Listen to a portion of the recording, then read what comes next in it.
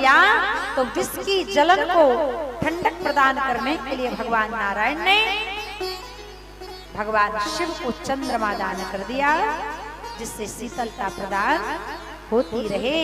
और सब देवता दोनों हाथ उठाकर कहने लगे, भोलेनाथ से निराला संसार में कोई दूसरा।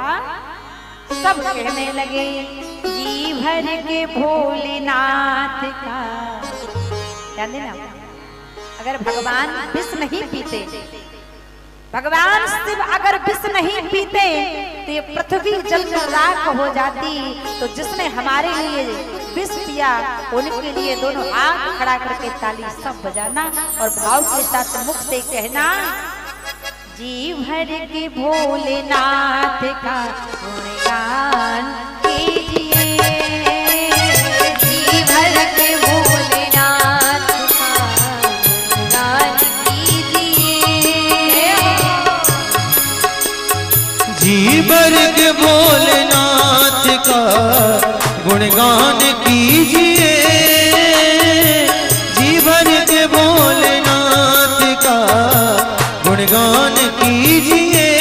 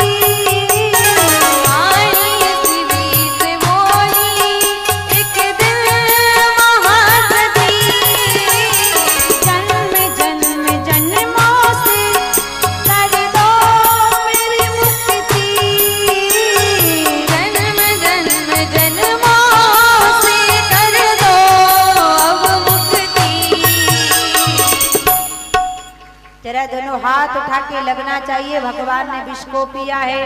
महादेव जी से बोली एक दिन महासती, महादेव जी से बोली एक दिन महासती, जी भर के भोले बाबा का गुणगान कीजिए, जी भर के भोलेनाथ का गुणगान कीजिए, जी भर के भोलेनाथ का गुणगान कीजिए,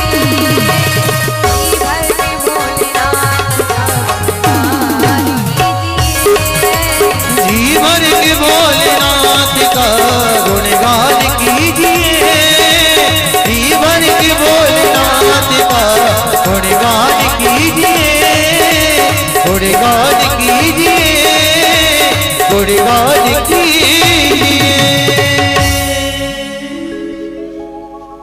बोलिए नीलकंठेश्वर भगवान की जय हो। भगवान शिव ने आज हलाहल कालकूट विष का पान कर लिया। भगवान शंकर एक ऐसे देवता हैं जो माताओं बहनों से जल्दी प्रसन्न हो जाते हैं। जिस घर में शिव जी का प्रारूप होता है उस घर में कभी अकाल मृत्यु नहीं होती। जिस घर में तुलसी का वृक्ष होता है उस घर में कभी अकाल मृत्यु नहीं होती। भगवान शंकर ने विष पान कर लिया। 14 रत्नों में इसके बाद फिर समुद्र मंथन हुआ जिसमें उच्चैश्वर नाम का घोड़ा निकला जो देवताओं ने ले लिया। कामधेनु गाय निकली, देवताओं ने ले ली। माता लक्ष्मी निकली, भगवान नारायण ने ले ली। मदिरा निकली, दानवों को पिला दी। अंत में 14 रत्न और उन रत्नों के नाम श्रीमणि रंभा बारुणी, रंभा नाम की अप्सरा भी निकली। श्रीमणि रंभा बारुणी, अमी शंख गजराज, कल्पद्रुम सिधेनु धनु धन धन्वंतरि विश्ववा।